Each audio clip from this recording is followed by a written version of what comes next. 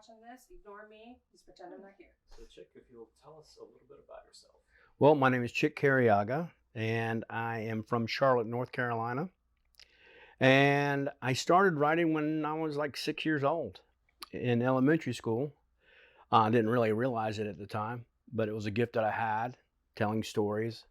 Got up to middle school and then started writing poetry, and I've been writing poetry and stories since then. But once I retired, I decided I got to do something else with my life, and so now I'm writing books, and children's books is one. I've got 13 novels started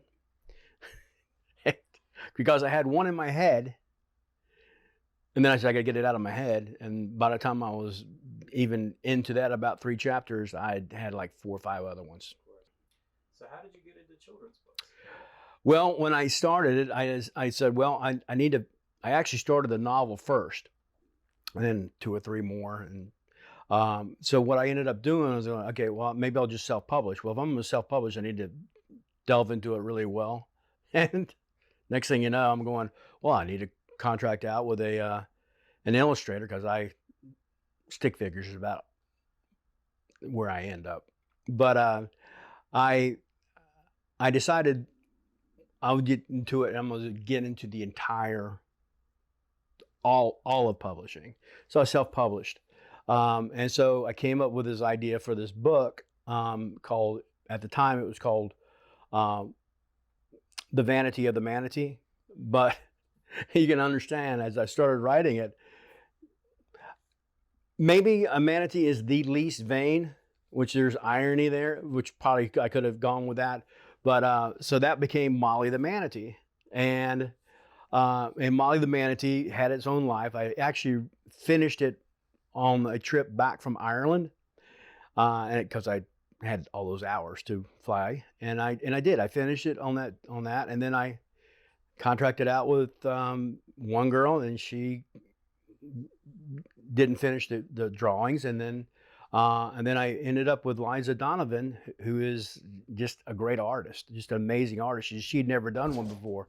When Liza had finished all the book, I decided, okay, let's get it. And I found a printer that would print it, and man, next thing you know, I've got it in my hand, which is an exciting.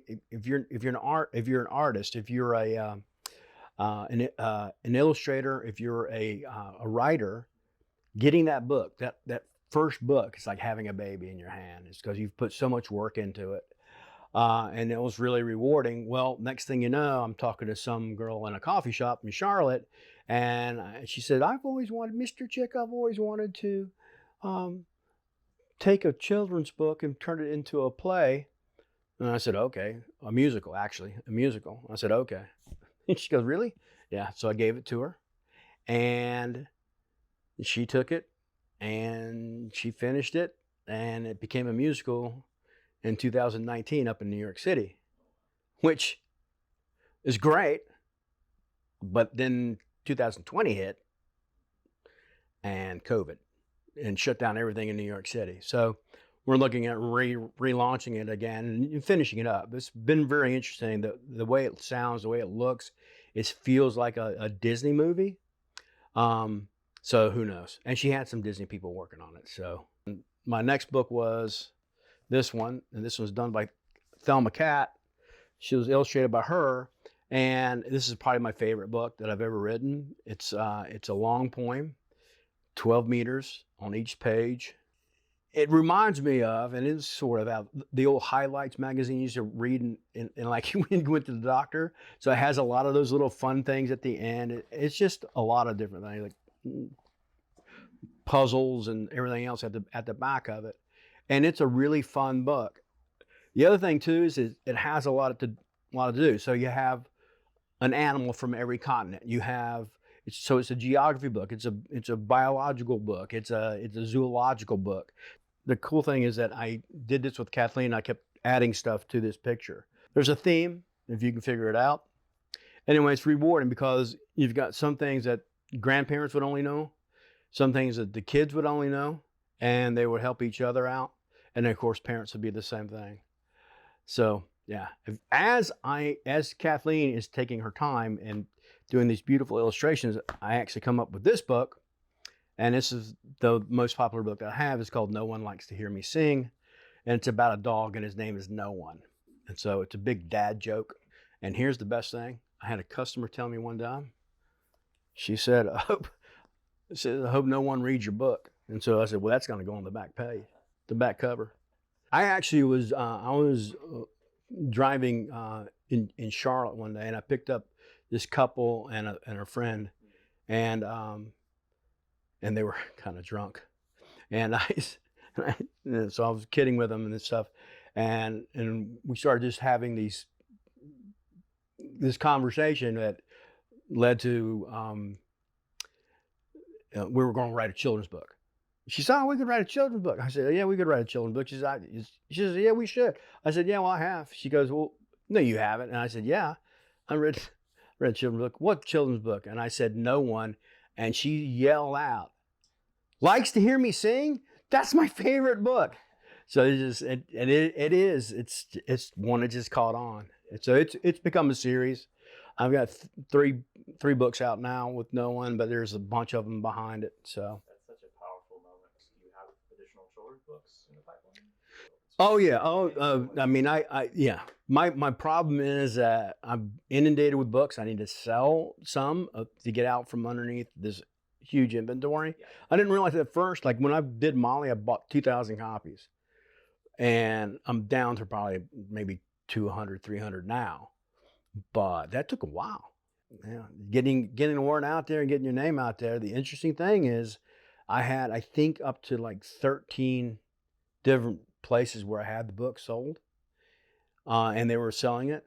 And unfortunately, of the 13, probably 11 of them either closed or sold, because of COVID. So tell us a little bit more about your experience in Athens. How long have you been here? I moved here 3 years ago.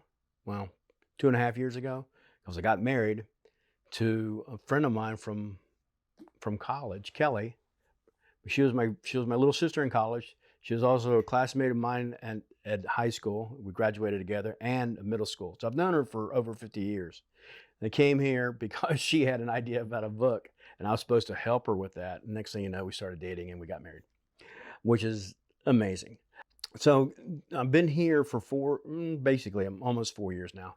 And I've been out and I've been going to different schools, and that's kind of been my market. And then, I met you, and so that's where I've been. It's like wherever you go, I go. Yeah, it's been fun, and we're moving it forward. We're going to move it forward.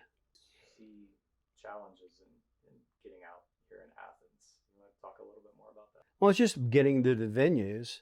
We can get to the venue. We can sell books. There's no doubt in my mind. I went to school. I went to college to become an actor, and of course, when I came out, I was a salesman. So I've been in sales and marketing for 40 years, and so this is nothing. It's a labor of love, and I don't have to. It's not like this is my livelihood. It's just my passion. I sell a lot of books at schools when I go in. I don't charge the schools anything to have me come in. I just, hey, let's try and sell some books to help me cover my cost, and that's it. Are there other authors you connected with, myself aside, here in Athens? Just the ones that we the ones that we talked to at your last show, that was fun. It was just cool talking to everybody that was there. Met some pretty interesting folks. I feel like we're going to be able to take this and really move it much bigger. Tell us more about the cats. Kelly she moved into Athens 4 or 5 years ago now, and she moved in the middle of a cat colony, and a feral cat colony, and she joined the what's it called? Cat Ladies of Athens. And they trap them.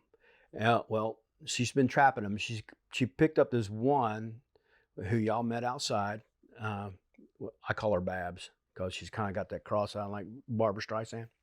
But Babs had a litter of kittens, and they're all malformed and whatever, and only one of them survived, and that's the one we call Kit. And she had this amazing story about that, and that's what the idea was for the Write the Story. So I guess we're going to have to write that story. So there's 8 cats that are here now, and we have, you know, some drifters that come in and out. Then there's the deer that show up, and we have a family of raccoons that show.